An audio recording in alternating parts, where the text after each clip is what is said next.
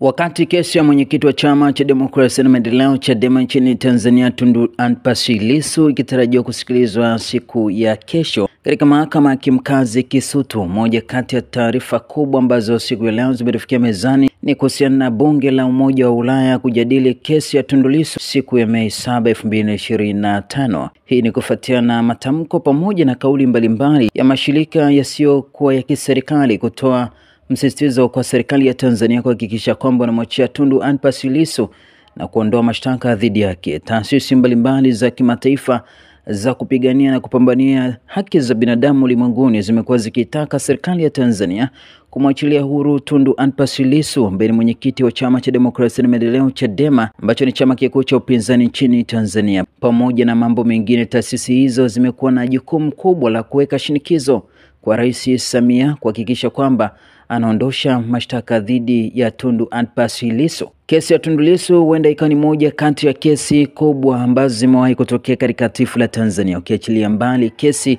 ya aliyekuwa mwenyekiti wa chama hicho Freeman Aikaeli Mbowe ambaye pia alishtakiwa kwa kesi ya ugaidi, lakini sasa ni hatua ambazo zinachukuliwa dhidi ya kupambana na kesi ya mwenyekiti wa chama kikuu cha upinzani nchini Tanzania Tundu Lissu na jumuiya za kimataifa ambazo mara kadhaa zimekuwa zikitoa matamko kuitaka serikali kumwachilia Tundu Lissu. Lakini siku ya Mei 7, 2025 tutasikia kauli na majadiliano ya kina kuhusiana na hatima ya Tundu Lissu katika mahakama ya kimkazi Kisutu. Je, serikali ya Tanzania itakubali kukaa chini na chama cha demokrasia na maendeleo Chadema kuweza kuondoa mashtaka dhidi ya mwenyekiti wao Tundu Lissu? Pamoja na kauli za bunge la Ulaya, je, zitaweza kuchukuliwa na serikali ya Tanzania na zifanywe kazi kama ambavyo matamko kadhaa yamekuwa kitolewa? Lakini kesi hiyo inaendelea kunguruma katika mahakama ya kimkazi Kisutu, ambapo siku ya kesho Tundu Lissu atafikishwa katika mahakama hiyo kwa ajili ya kujibu mashtaka dhidi yake.